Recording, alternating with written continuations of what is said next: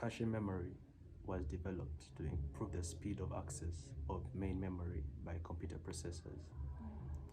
Although a major shortcoming arrived when the number of blocks of memory, the memory blocks, was more than the cache lines, the available cache lines. And due to this, mappings and algorithms were developed to solve the problem.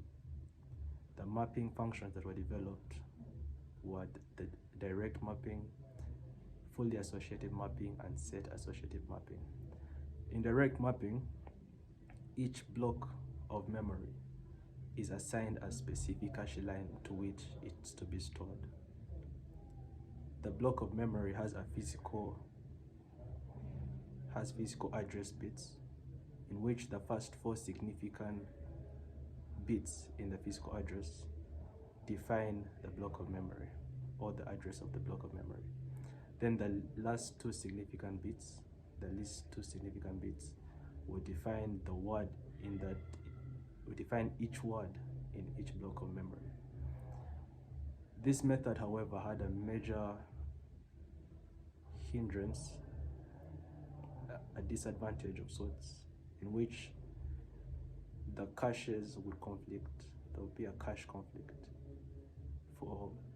due to the competition for a cache line by every memory block. This would cause a cache conflict. The fully associative mapping function. In this mapping function, every memory block can be assigned to any cache line. This completely cuts out the disadvantage that the direct mapping had, solving it completely. But due to the fact that any memory block can access any cache line, the many-to-many relationship caused a problem when it was time to retrieve the memory block from the cache line, since the exact location or the address of the memory block in this new cache line would be really hard to find. And then finally, the set associative mapping function. In this mapping function, a hybrid of the fully associative mapping function and the direct mapping function was used. In this function,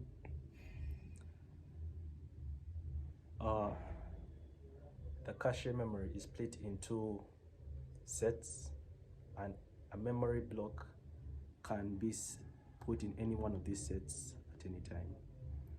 Now the algorithms, the replacement algorithms for putting memory blocks into new memory spots.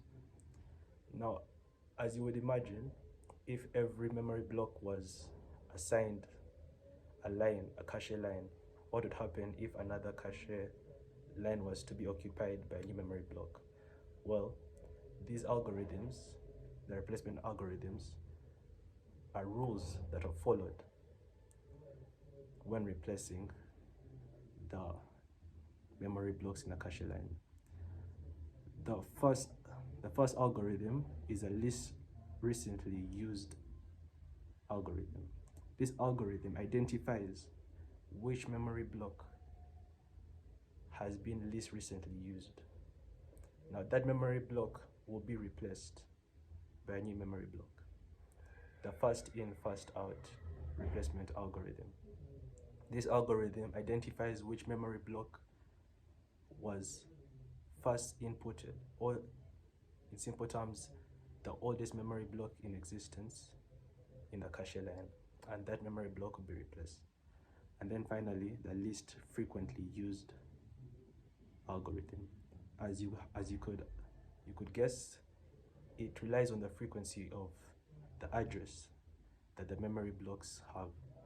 So the memory block which was least addressed, had the least references to, is the one that is replaced by a new memory block.